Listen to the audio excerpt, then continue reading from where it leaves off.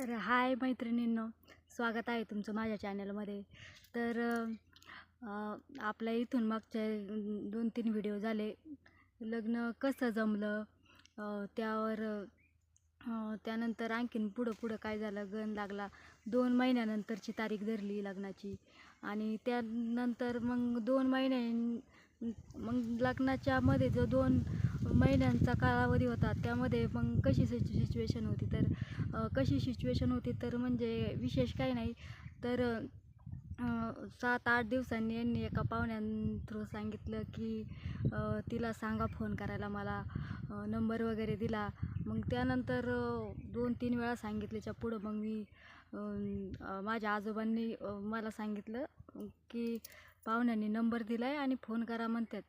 आणि मग आजोबांच्याच फोनवरून फोन मी केला आणि मग सांगितलं काय तर फोटो तुझा एक फोटो पाठवून दे दाजींजवळ. आता त्यांचे दाजी तर आणि आमच्या बाकीच्या माणसांना पाहिजे आहे तुला, म्हणजे पाहायला कोणी आलेलं नव्हतं.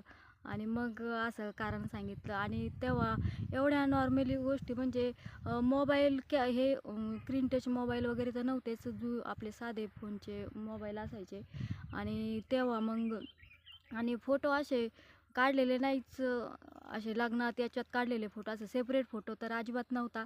आणि मग माझ्याबरोबर आमच्या चुलत भावाचं पण लग्न जमलेलं होतं, संदीप भाऊ.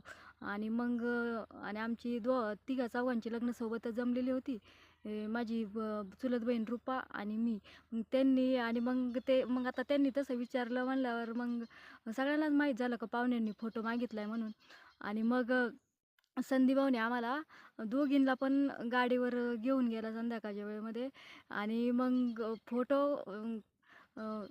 फोटो काढून आणले स्टुडिओमध्ये नेऊन. तर तुम्हाला दाखवते मी. आता हा खूप जुना फोटो आहे, जुना म्हणजे जुन्या पद्धतीने स्टुडिओमध्ये काढलेला, खूप ब्लर दिसतोय. तर पहा, हा फोटो आहे तो जो आम्ही स्टुडिओमध्ये जाऊन काढला. आणि मग इकडं पाहुण्यांना पाहायला पाठवून दिलेला होता. तर पहा, अशी साधी सिंपल असं म्हणजे अशी राहण्याची पद्धत असायची आमची पहिली. म्हणजे पूर्ण केसांची वेणी वगैरे चापून चोपून घालायची, ओढणीला पिना लावायच्या आणि संपूर्ण अंगभर कपडे घालायचे. असं म्हणजे जीन्स पॅन्ट तसले शॉर्ट कपडे असल्या पद्धतच नव्हती. पूर्ण पंजाबी ड्रेस ओढणी घेऊन घालायची. ही अशी आमच्या घरची शिस्त होती. तर पाहू शकता तुम्ही, माझा हा लग्न जमला त्यावेळेसचा फोटो आहे. तर बघा कशी दिसते मी. आता ह्या कॉफीवरूनच तुम्ही समजू शकता 16 वर्षाच्या आधीचा फोटो आहे एकदम. आणि पाहू शकता तुम्ही, आम्ही अगदी शाळेत जायचो ना, आता इथं दिसत नाही तरीसुद्धा असं टिकली लावायची, टिकलीखाली कुंकू लावायचं.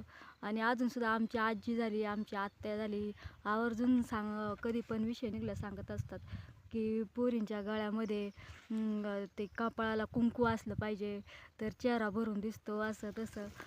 आणि आणखीन हातामध्ये बांगड्या, केसांची वेणी, अशी मोकळी केस वगैरे सोडायची नाही, असं म्हणजे खूप सांगायच्या. आणि केससुद्धा तुम्ही माझी पाहू शकता याच्यामध्ये. आता खूप म्हणजे तशी बऱ्यापैकी केस आहेत माझी, पण आता खूप कमी झालीत. नाही तर पहिली इतकी केस लांबलचक काळी, सगळेजण कौतुक करायचे माझ्या केसांचे. म्हणजे आत्ता आहेत त्यापेक्षा सुद्धा आणखीन सुंदर केस होती. आत्ताच्या मुली कसं हे घालत नाहीत, कानात घालत नाहीत, गळ्यात घालत नाही, हातात बांगड्या घालत नाही. तसं तुम्ही पाहू शकता, गळ्यात, कानात, कपाळाला टिकली, हातात बांगड्या, पूर्ण म्हणजे मुलींनी कशी राहावं ही माझ्या आजी झाले, आत्यासुद्धा म्हणजे आवर्जून सांगत असते. म्हणजे खूप कौतुकास्पद आहे. आणि आणि तसं आम्ही राहायचं सुद्धा, त्यांच्या ज्या सांगतील ते ऐकायचं सुद्धा आणि अजूनसुद्धा ते. तर ना एकदा पाहून घ्या कसा फोटो होता. आणि आता पाहिलं तर हसू येत नाही, म्हणजे एकदम सुंदर फोटो आहे. आणि आणि मग संध्याकाळच्या वेळेमध्ये मग ते दुपारच्या बारी फोन आला. मग आजोबा म्हणले की पोरीला घेऊन जा संदीप आणि फोटो काढून आण, पाहुण्यांनी फोटो मागितलेला आहे. आणि मग यांचा फोन आल्यावर मग मग म्हणले दोघींचा पण काढून आणा. मग ते सुद्धा पाहुण्यांनी मागितल्यावर मग काही परत जायचं का फोटो काढायला, असं मग रुपाक्का म्हणायचो आम्ही.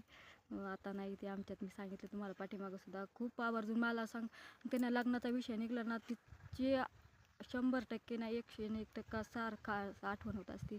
आणि मग तिचा आणि माझा फोटो काढून आणला होता आणि हा इकडं पाठवला. तर मग ह्या फोटोमध्येच बऱ्याच लोकांनी इकडच्या पाहिलं मला. आणि त्यानंतर मग आमच्या नणंदबाईच्या गावची यात्रा आली जवळची, आणि मग तिथं यात्रेसाठी आम्हाला बोलवलं. आणि मग तिथं आमच्या आई आलेल्या होत्या, माझ्या सासूबाई.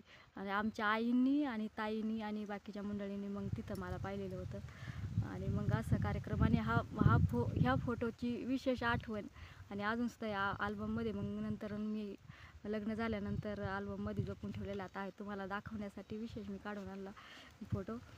तर असा किस्सा आहे ह्या फोटोचा. तर ह्या अशा जुन्या आठवणी. पहिले मग आता लगेच फोटो पाहिजे आधीच फोटो लगेच फोन वगैरे असं होतं.